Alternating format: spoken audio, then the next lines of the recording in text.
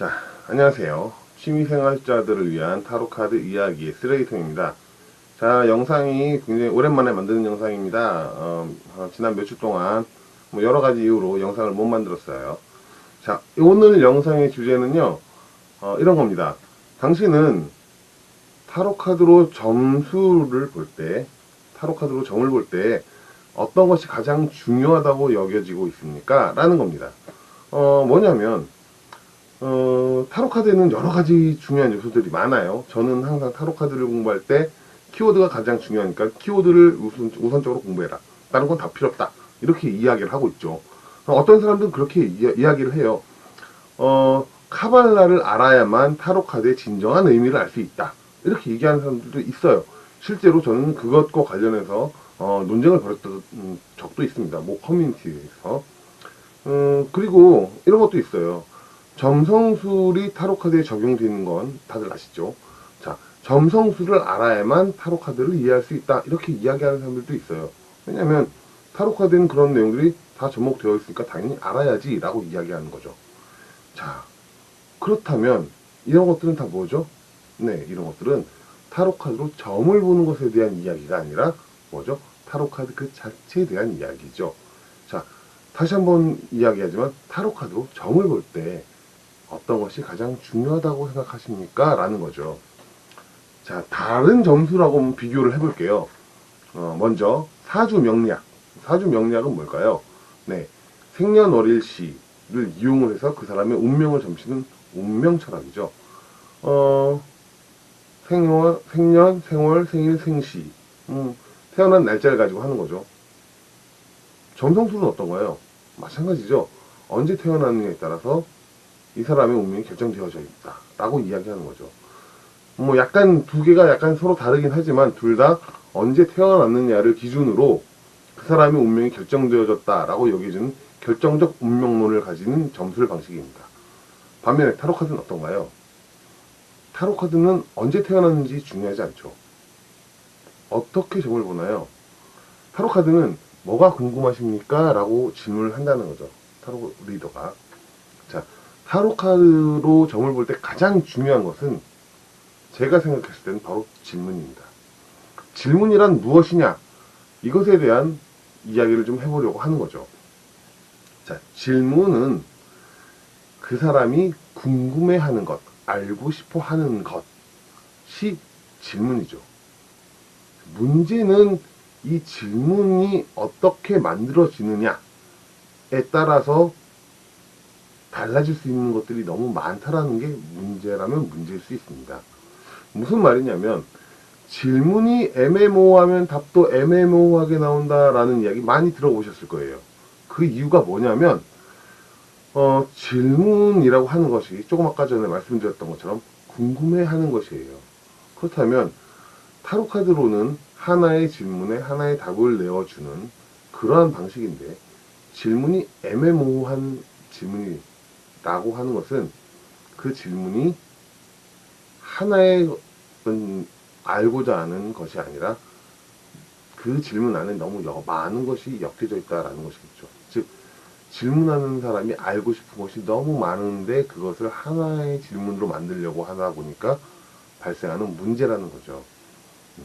그래서 타로 리더를 한 입장에서 질문하는 사람들한테 저는 이렇게 이야기를 합니다.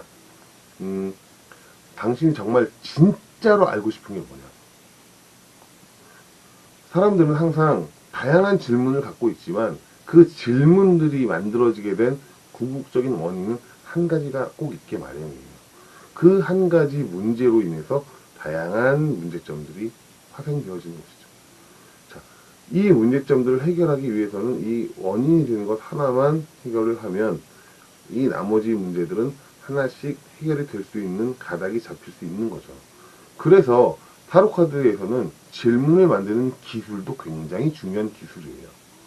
따라서 타로 리더를 하려면 그 질문을 만드는 방법에 대해서 공부도 하고 연습도 하고 그리고 그 질문이 올바로 된 질문인가 즉 타로카드로 점을 보는데 적합한 질문인가 하는 것에 대한 검증도 연습을 해봐야 한다는 거죠. 극단적인 예를 들자면 그런 거죠.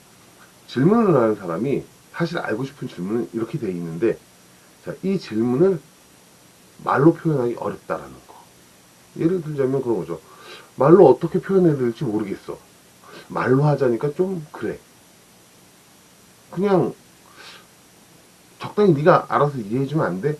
라는 생각이 끼어있는 질문이라면 질문을 하는 사람과 그 질문을 듣는 사람 사이에는 이해의 차이가 생기게 되죠. 즉, 질문하는 사람은 이것을 질문을 하고 있는데 듣는 사람에게 이 질문을 이해시키기 위해서 질문을 만들어요. 이 중간에. 질문을 만드는데 이 질문이 이 알고 싶은 것에 대한 포장인 거죠.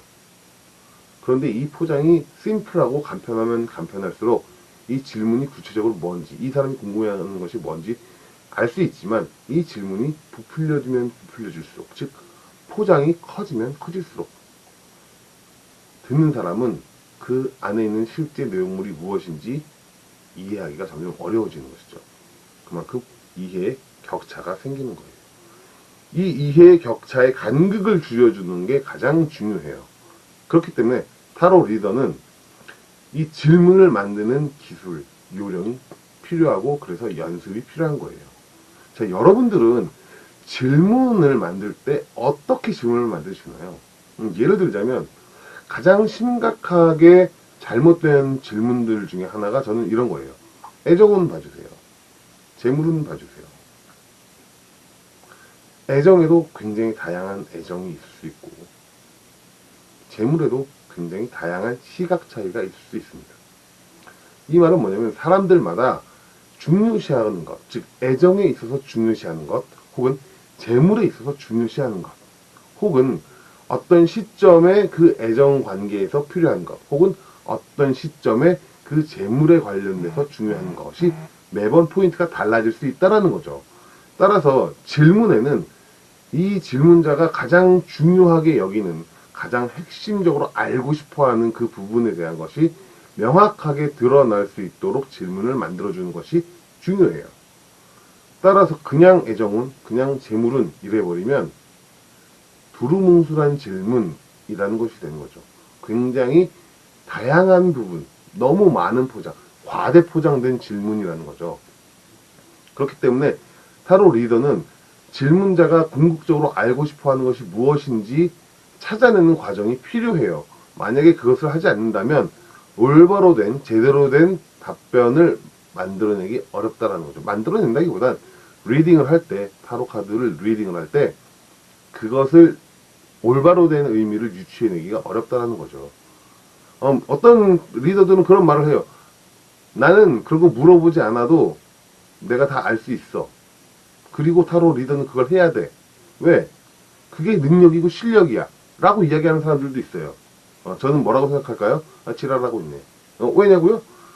네가 무슨 무당이야? 귀신이야? 말하지 않는 걸 어떻게 알아? 느낌적인 느낌으로 아는 거야? 웃기지 말라는 거죠. 자, 명확하게 확인을 하는 확인 과정과 그것이 맞는지에 대한 검증 과정이 꼭 필요하다라는 것을 저는 말씀드리고 있는 겁니다. 자, 여러분들은 어떠세요? 질문을 어떻게 만들고 계시나요? 자, 사실은 제가 이 영상을 찍는 이유가 이런 거예요. 이 영상을 찍기 전에 이 공백 기간 동안 사실은 유튜브에 올릴 그 연작 시리즈를 준비를 했습니다. 하지만 실패했죠. 왜 실패했을까요? 이 시리즈의 제목은 이런 거였어요. 당신의 그 질문은 잘못되었습니다. 라는 것이었죠. 잘못된 질문을 하고 있는 사람을 찾았어요. 그리고 그 사람에게 물어봤죠. 내가 유튜브에서 이런 영상을 만들려고 하는데 당신의 그 질문이 잘못됐다라는 것을 가지고 영상을 찍고 싶습니다. 영상을 찍어도 괜찮겠습니까? 라고 물어봤다는 거죠. 당연히 처참하게 거절을 당했어요. 뿐만 아니라 실질적으로 오프라인에서 지인들에게도 물어봤어요. 회사 동료들과 물어봤지만 결과적으로 다들 거절을 했다라는 거죠. 그만큼 사람들은 자신이 잘못됐다라는 것을 인정하기 싫어해요. 그리고 왜 하필 하고 많은 사람 중에 나야? 라고 되묻는다라는 거죠. 하지만 하고 많은 사람 중에 당신도 포함되어 있습니다. 라고 이야기하면 기분 나쁜 게 당연한 거죠. 어쨌든 제가 준비했던 그 연작은 실패할 수도 있긴 해요. 하지만, 여전히 많은 사람들이 잘못된 질문들을 하고 있고, 물론 저도 매번 옳은 질문을 한다는 건 아니에요. 저도 계속 연습하고 있는 거예요. 왜냐하면 저도 취미생활자고 저도 계속 공부해 나가는 사람 중에 한 명이니까요. 자, 여러분들도 어떤 질문이 올바른 질문인가 한번 생각해 보시고 그 본인들이 생각하는 그 질문이 쓸 수 있는 질문인가, 적합한 질문인가 이런 부분을 검증하는 과정을 한번 꼭 생각해 보시기 바랍니다. 오늘 영상은 여기까지입니다. 감사합니다.